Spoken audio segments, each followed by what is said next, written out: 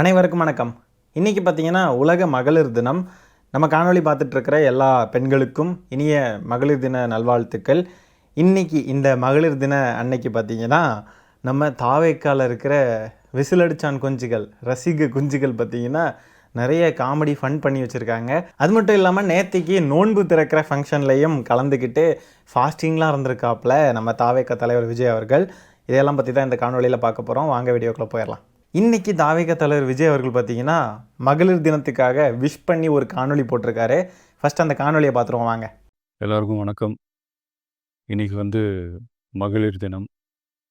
தமிழ்நாடு முழுக்க இருக்கிற என்னுடைய அம்மா, அக்கா, தங்கச்சி, தோழின்னு உங்கள் அத்தனை பேருக்கும் இந்த தினத்தில் வாழ்த்து சொல்லாமல் இருக்க முடியாது. உங்கள் அனைவருக்கும் என்னுடைய மகளிர் தின வாழ்த்துக்கள். சந்தோஷம் தானே? பாதுகாப்பாக இருந்தால் தானே சந்தோஷத்தை உணர முடியும். அப்படி எந்த பாதுகாப்பும் இல்லாதப்போ, இன்செக்யூரிட்டியாக இருக்கிறப்போ எந்த சந்தோஷமும் இருக்காது தானே அப்படின்னு நீங்கள் நினைக்கிறது எனக்கு புரியுது. என்ன செய்ய, நீங்கள் நாம் எல்லாருமா சேர்ந்து தான் இந்த திமுக கவர்மெண்ட்டை தேர்ந்தெடுத்தோம். ஆனால் அவங்க எப்படி நம்மளை ஏமாற்றுவாங்கன்னு இப்போ தானே தெரியுது. எல்லாமே இங்கே மாறக்கூடியது தானே, மாற்றத்துக்கு உரியது தானே. கவலைப்படாதீங்க. 2026 நீங்கள் எல்லோரும் சேர்ந்து, இல்லை நாம் எல்லோரும் சேர்ந்து இந்த மகளிருக்கான பாதுகாப்பை உறுதி செய்ய தவறிய இவங்களை மாற்றுவோம். அதுக்கு இந்த மகளிர் தினமான இன்னைக்கு நாம் எல்லாருமா சேர்ந்து உறுதியேற்போம். ஒன்று மட்டும் சொல்கிறேன், எல்லா சூழ்நிலையிலும் உங்களுடைய ஒரு மகனா, அண்ணனா, தம்பியா, தோழனா உங்களோட நான் நிற்பேன். நன்றி, வணக்கம். சரி தலைவரே, தோழின்னு சொன்னீங்க, அம்மா அக்கான்லாம் சொன்னீங்க, வாழ்த்துக்கள் தெரிவிச்சிங்க, ரைட்டு. அது கூடவே சேர்த்து வாக்கரசியலையும் தீர்மானிக்கிறீங்களே. வாக்கு வேணுன்றது தான் உங்களுடைய நோக்கமாக இருக்குது. இது மாதிரி நேரங்களில் வாழ்த்து தெரிவிக்கிறது மட்டும்தான் சரியாக இருக்கும் இல்லையா? இப்போது ரம்ஜான் வருதுன்றதுக்காக இப்போது திமுக வாழ்த்து சொல்லுதுன்னு வைங்களேன். அந்த வாழ்த்துக்கள் மட்டும்தான் அங்கே முதன்மையாக இருக்கணுமே ஒழிய, பாருங்கள் பாஜக எப்படியெல்லாம் இஸ்லாமிய மக்களை கொடுமைப்படுத்துது, அதனால் எங்களுக்கு வாக்கு செலுத்துங்க, நாங்கள் தான் பாதுகாவலர்கள் அப்படின்னு சொல்லுவாங்களா? அது அரசியல், அது தனியாக பேசணும். ஆனால் வாழ்த்து தெரிவிக்கிற இடத்துல எதுக்கு அரசியல்? விஜய் அவர்கள் பேசுனதுக்கு நான் கம்ப்ளீட்டாக டிஸ்அக்ரி பண்ணுறேன். ஏன்னா திமுக மற்ற இந்திய மாநிலங்களை கம்பேர் பண்ணுறப்போ பெண்கள் பாதுகாப்பில் சிறப்பாக செயல்படுதுன்னு நான் ஷுவராக சொல்லுவேன். ஆளுங்கட்சியை அட்டாக் பண்ணி குறை சொல்லி இதில் ஒரு வாக்கு லாபம், ஒரு வாக்கரசியல் பார்க்குறது தான் இவருடைய நோக்கமாகவே இருக்குது. இதுக்கு பேர் தான் இம்மெச்சூரிட்டின்னு நம்ம சொல்லிக்கிட்டு இருக்கோம். மெச்சூராக இல்லாத தற்குறி தாவேக்கா தொண்டர்கள்னு சொல்லிக்கிட்டு இருக்கோம். இவர்கிட்ட ஏதோ யூனிக்காக இருக்குன்னு நிறைய பேர் பேசிக்கிட்டு இருக்காங்க. என்ன யூனிக்காக இருக்குது? இன்னும் அதே பழைய எம்ஜிஆர் காலத்து பாலிடிக்ஸை தான் இன்னும் பண்ணிக்கிட்டு இருக்காரு. மகளிருக்கு விலையில்லா பேருந்து, புதுமை பெண் திட்டம், மகளிர் உரிமை தொகை, தோழி விடுதி திட்டம், மகளிர் சுய உதவிக்குழு கடன் வழங்கும் திட்டம், மகளிர் அர்ச்சகர்னு இதுவரைக்கும் தமிழ்நாட்டில் எந்த ஆட்சியிலையும் இல்லாத பல நல்ல நல்ல திட்டங்களை தமிழக முதலமைச்சர் கொண்டு வந்திருக்காங்க. இது எல்லாமே கண்டிப்பாக மகளிருடைய முன்னேற்றத்துக்கான திட்டங்கள் தான். மகளிருக்கு பாதுகாப்பு கொடுக்க தவறிய திமுக அரசு அப்படின்னு பேசிக்கிட்டு இருக்காரு. இப்போ நான் என்ன கேட்குறேன், தாவேக்கா கட்சியில் பெண்களுக்கு எவ்வளோ அநீதிகள் நடந்திருக்கு. இப்போது சமீபத்தில் கொஞ்ச நாட்களாகவே பார்த்திங்கன்னா போக்சாவில் கைது, சிறுமி அது இதுன்னு சொல்லிட்டு தாவேக்கா கட்சிக்குள்ளேயே அவ்வளோ நியூஸ் வந்துச்சே. இருங்க நான் வாசிக்கிறேன். சுதாகர் அப்படின்ற நபர் போக்சோ வழக்கில் கைதாயிருக்காரு. தாவேக்கா நகர பொறுப்பாளர், தருமபுரி மாவட்டம். அடுத்ததாக செஞ்சியில் ஒரு சிறுமி தற்கொலை பண்ண காரணமாக இருந்த ஒரு தாவேக்கா நிர்வாகி, அவங்கள திருமணம் செய்து கொள்ளுன்னு சொல்லிட்டு வற்புறுத்தியதால் அந்த பெண் இறந்துருக்காங்க, சிறுமி. சரியா? அடுத்தது சங்கரன் கோயில் பக்கத்தில் தாவேக்காவுடைய உறுப்பினர் ஒருத்தர் கைதாக இருக்கார் போக்சோவில், அல் அமீன் அப்படின்னு சொல்லிக்கிட்டு. இப்போ இந்த இஷ்யூஸ்லாம் கூட சமீபத்தில் நடந்தது. பெண்களுக்கு பாதுகாப்பு அளிக்காமல் இருக்காங்க இல்லையா அவங்க கட்சிக்காரங்க. அப்போ இதையெல்லாம் தடுக்க தவறுன விஜய் அவர்களை நம்ம என்னென்னு சொல்கிறது? இதில் வேறு இன்றைக்கி என்ன பண்ணியிருக்காங்க அப்படின்னு பார்த்தீங்கன்னா, தாவேக்கா தமிழ்நாட்டில் நிறைய இடத்துல ஆர்ப்பாட்டம் நடத்தியிருக்காங்க. எதுக்காக அப்படின்னா, பெண்கள் பாதுகாப்பு தமிழ்நாட்டில் இல்லை, இன்றைக்கி அப்படி என்ன பெண்கள் தினம் கொண்டாடுறது, பாதுகாப்பே இல்லை, ரொம்ப இன்செக்யூராக இருக்கும்னு சொல்லிக்கிட்டு இன்றைக்கி நிறைய ஆர்ப்பாட்டம் பண்ணியிருக்காங்க. இதில் கொடுமை என்னன்னு பாருங்கள், வி ஸ்டாண்ட் ஃபார் விமன் ஹராஸ்மெண்ட்டுன்னு போட்டிருக்காங்க பேனரில். அந்த ஹராஸ்மெண்ட் ஸ்பெல்லிங்கும் தப்பு. சரி, ஸ்பெல்லிங் தான் தப்பாக இருக்கே அப்படின்னு பார்த்தா வி ஸ்டாண்ட் ஃபார் விமன் ஹராஸ்மெண்ட்டுன்னு போட்டிருக்காங்க. என்ன அர்த்தம் அது?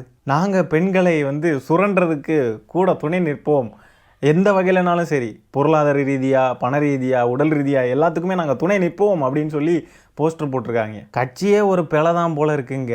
இவனுங்க எழுத்தில் தான் பிழை வைக்கிறானுங்கன்னு பார்த்தா ஏற்கனவே வெற்றி கழகம்ல இக்கு போடலை.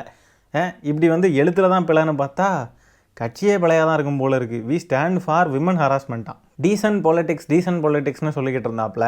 இப்போ திமுக ஆட்சியில் பெண்கள் வெளியவே வர முடியாது, நாங்கள் அட்டாக் பண்ண மாட்டோம், டீசன்ட் அப்ரோச்னு சொல்லிக்கிட்டு இப்போ திமுகவை அட்டாக் பண்ணி பேசிக்கிட்டு பெண்கள்கிட்ட வாக்கு கேட்டுக்கிட்டு இருக்காரு.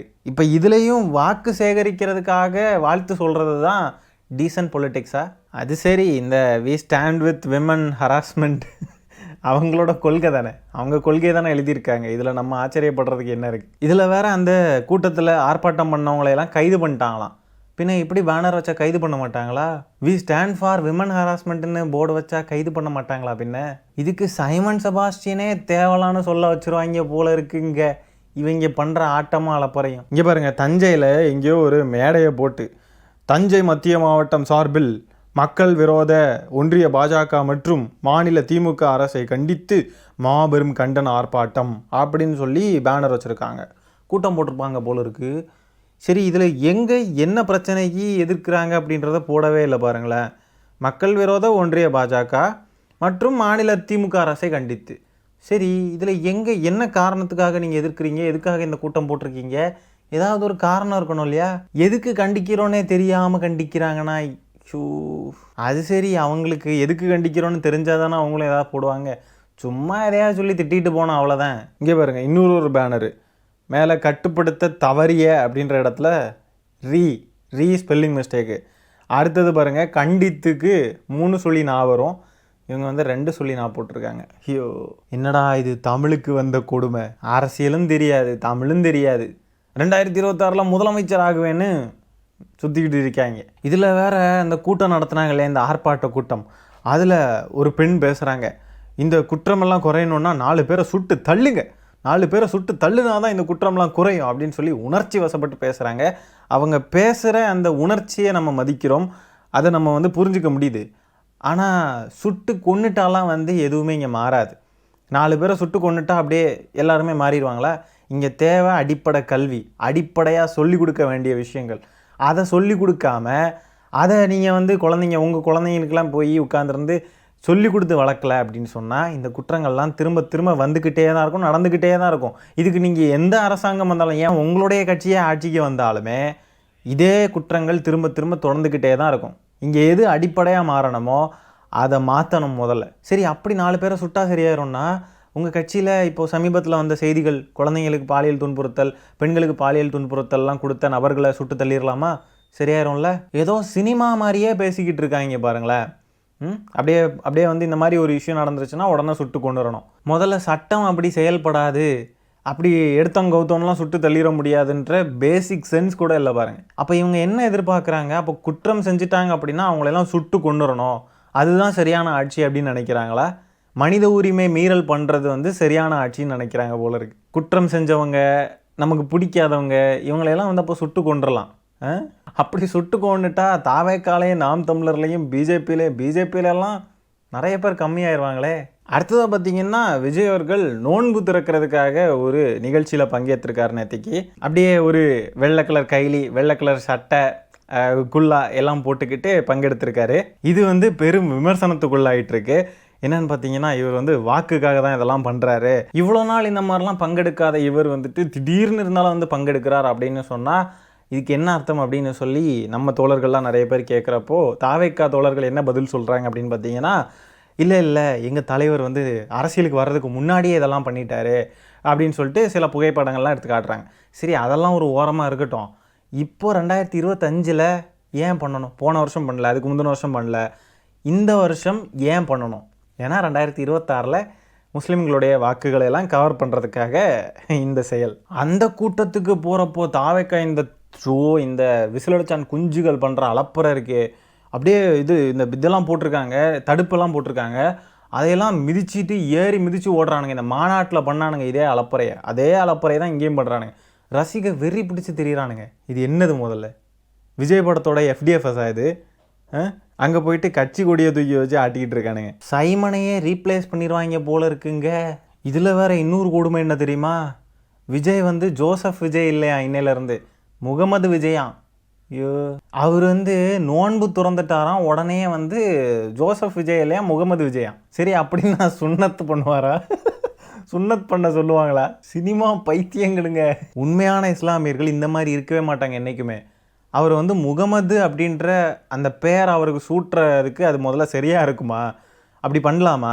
அவர் கண்டிப்பாக இஸ்லாமியர் இல்லைன்றது நமக்கு நல்லா தெரியும். அப்படி இருக்கிறப்போ அவரை வந்து இஸ்லாமியனாக ப்ரொஜெக்ட் பண்ணுறது, அப்படி பேசி அவரை வந்து அந்த அந்த ஒரு இமேஜ் அவருக்கு க்ரியேட் பண்ணுறது, அப்படி சொல்கிறதுன்றது அது சரியாக இருக்குமா? முதல்ல அவர் வந்து இந்த ஃபங்க்ஷனை வந்து ரெஸ்பெக்ட் பண்ணி வந்திருக்காரோ நோன்பு திறக்கிறதுக்கு, இல்லைனா வந்து வாக்குக்காக வந்திருக்கிறாரோ, அது என்னமா வேணால் இருந்துட்டு போட்டோம், இல்லை ரெண்டுக்காகவும் வந்திருக்காரோ, ரெஸ்பெக்ட் பண்ணி வாக்குக்காக வந்திருக்கிறாரோ, இந்த காரணங்களுக்காக தான் வந்திருக்கார் அப்படின்றது தெரியும்ல. அப்படி இருக்கிறப்போ அவருக்கு ஒரு முஸ்லீம் பேரை வச்சு அவர் ஒரு முஸ்லீம் மாதிரி ப்ரொஜெக்ட் பண்ணி காட்டுறது, பேசுறது இருக்கு இல்லையா, அதை உண்மையான இஸ்லாமிய சகோதரர்கள் சகோதரிகள் என்றைக்குமே பண்ண மாட்டாங்க. கிரிஞ்சு மாதிரி அரசியல் பண்ணிக்கிட்டு இருக்காங்க.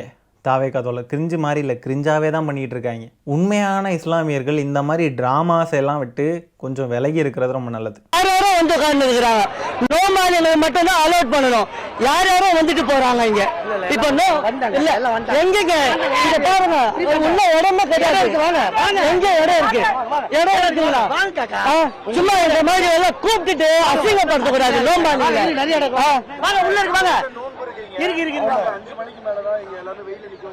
இல்லங்க, வந்துட்டோம். இங்க நோம்பாளி இல்லாதவங்க எல்லாம் வந்து நிக்கிறாங்க, உட்கார்ந்து இருக்கிறாங்க. நோம்பாளிங்க வந்து உள்ள போக மாட்டேன், உள்ள விட மாட்டேன்றாங்க. இங்க யாரு இருக்கா போய் பாருங்க. நோம்பாளி இல்லாதவங்க எல்லாம் போய் உட்கார்ந்து இருக்கிறாங்க. நோன்பு திறக்க வேண்டிய இஸ்லாமியர்களை எல்லாம் உள்ள அளவே பண்ணாம யார் யாரெல்லாமோ உள்ளே போயிருக்காங்க. ஃபுல்லாக இந்த ரசிக குஞ்சுகள், ரசிக வெறி பிடிச்சவனுங்கள்லாம் உள்ளே குதிச்சிருக்கானுங்க. சில இஸ்லாமிய சகோதரர்கள்லாம் அவங்க நோன்பே திறக்கலன்னு சொல்கிறாங்க. அந்த அளவுக்கு மோசமாக கையாண்டிருக்காங்க. அங்கே வந்த கூட்டத்தை கட்டுப்படுத்த முடியாமல் பவுன்சர்கள்லாம் பயங்கரமாக திணறாங்க. இங்கே பாருங்கள், ஒருத்தர் கையில் ஏதோ அடிபட்டுருச்சு போல இருக்குது. பாருங்கள் எப்படி வெறி பிடிச்சி நிற்கிறானுங்க பாருங்கள், வெறி பிடிச்சவனுங்க. இவனுங்க கையில் தான் தமிழ்நாட்டை ஒப்படைக்கணுமா. இப்படி ஒரு கூட்டத்துக்குள்ளே பெண்களோ குழந்தைங்களோ முதியவர்களோ சிக்கியிருந்தா என்ன ஆயிருக்கும்? இதில் மகளிர் தின வாழ்த்துக்கள் வேற ஒரு கேடு. அல்லாவுக்காகன்னு ஃபாஸ்டிங் இருந்துக்கிட்டு இந்த மாதிரி ஒரு தனிநபருடைய அரசியல் லாபத்துக்காக போயிட்டு இந்த மாதிரி காமெடி ஷோஸ்லாம் கலந்துக்கிறது எவ்வளோ கொடுமையானதுன்னு பார்த்துக்கோங்க. உண்மையாகவே தமிழ்நாட்டில் சரியாகவே அரசியல்படுத்தப்படாத கூட்டம் யாரெல்லாம் அப்படின்னா நாம் தமிழர், தாவேக்கா. ரெண்டு தான். நாம் தமிழர் சீனியர், தாவேக்கா வந்து ஜூனியர்ஸ். ரோஹிணி தேட்டருக்குள்ளே பூந்து எல்லாத்தையும் உடைச்சாங்கல்ல, அது மாதிரி இந்த இடத்துலையும் வந்து அப்படியே பூந்துடுறானுங்க எதுக்குள்ளனாலும். விஜயண்ணா உயிர். எனக்கு ஆக்சுவலாக எனக்கு எங்கள் அம்மா வந்து எங்கள் தாத்தா காலத்துலேருந்தே எல்லாருமே விஜய் ஃபேன் தான்.